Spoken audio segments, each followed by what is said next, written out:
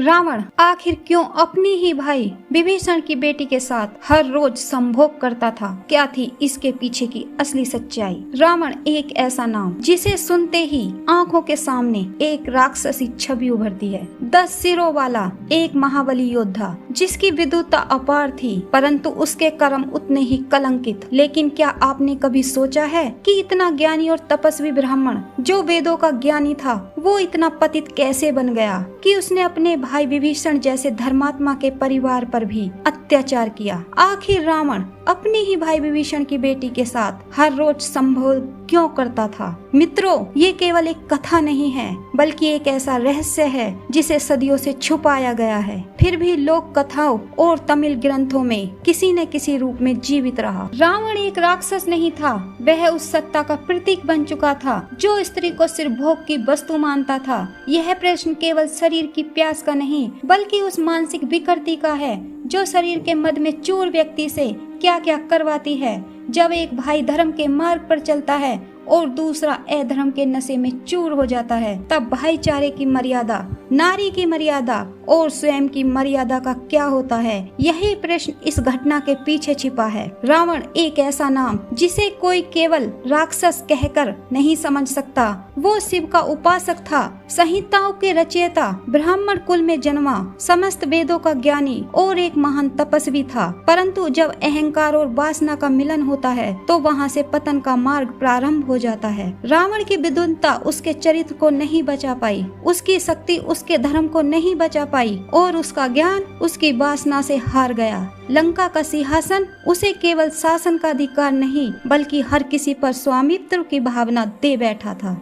वो सत्ता की वासना में इतना अंधा हो गया कि उसे अपने भाई की बेटी भी सिर्फ भोग की वस्तु लगने लगी। कहते हैं जब विभीषण ने श्री राम का पक्ष लिया, तभी उसकी आत्मा के किसी कोने में एक ऐसी ज्वाला धधक गई जिसे वह स्वयं भी बुझा नहीं पा रहा था। विभीषण जो उसका छोटा भाई था, धर्म के मार्ग पर था, उसने सदैव रावण को अधर्म से रोकने की कोशिश की, परंतु रावण ने अपने ही भाई को धोखेबाज कहकर उसे न केवल लंका से निष्कासित किया, बल्कि अपने अपमान का बदला लेने के लिए उसने जो रास्ता चुना वो अधर्म के सबसे निचले स्तर पर था।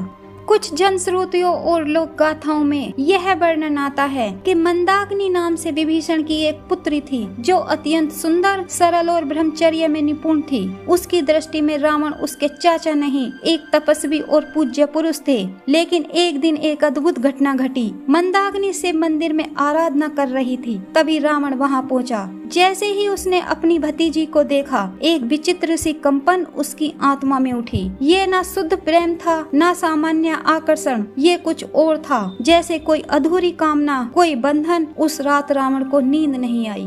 वह जानता था कि वह उसके भाई की पुत्री है, परंतु रावण के लिए अब वह केवल एक वस्तु थी। कहते हैं रावण ने विभीषण की बेटी के साथ जबरन शारीरिक संबंध बनाए। वह हर रात मंदाकिनी के पास जाता और संभोग करता, क्योंकि यह वासना नहीं, बल्कि अपने भाई से बदला लेने का उसका अमानवीय तरीका था। विभीषण यह सब जानता था। वह जानता था कि रावण की यह हरकत केवल उसके शरीर को नहीं, बल्कि उसकी आत्मा को घायल कर रही है। वह स्वयं को दोषी मानता था कि उसने धर्म का साथ देने के लिए अधर्म के खिलाफ खड़े होने का जो निर्णय लिया, उसकी कीमत उसकी बेटी चुका रही है। पर विभीषण डगमगाया नहीं। उसने केवल एक ही मार्ग चुना, प्रभु श्री राम की सेवा का। उसे विश्वास था कि एक दिन अधर्म का अंत जरूर होगा। मित्रों, यह कथा हमें यह सिखाती है कि केवल शक्ति, विद्वता और पूजा से व्यक्ति महान नहीं बनता। महान वही है जो मर्यादा में जीना जानता है, जो धर्म का सम्मान करता है, जो स्त्री को देवी के रूप में देखा है, वस्तु रूप में नहीं। रावण का अंत इसलिए हुआ है, वह सीता को छू नहीं पाया क्योंकि सीता आत्मा थी और पाप आत्मा को नहीं छू सकता।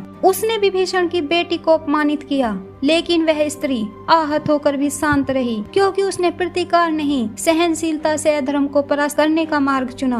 विभीषण की यह कथा में बताती है कि जो धर्म पर अड़िग रहता है वही अंत में विजयी होता है। और रावण की यह कथा हमें समझाती है कि किसी भी पुरुषार्थ, किसी भी तपस्या और किसी भी बल का कोई मूल्य नहीं है, अगर वह वासना और प्रतिशोध के साथ मिल जाए। तो मित्रों, ये थी आज की वीडियो। अगर आप अपनी कोई राय इस वीडियो पर देना चाहते हैं तो आप हमें कमेंट के माध्यम से भी दे सकते हैं। वीडियो पसंद आई हो तो वीडियो को लाइक करके वीडियो को शेयर करें। चैनल पर अगर नए आए हैं तो चैनल को सब्सक्राइब करना न भूलें। जय श्री राम।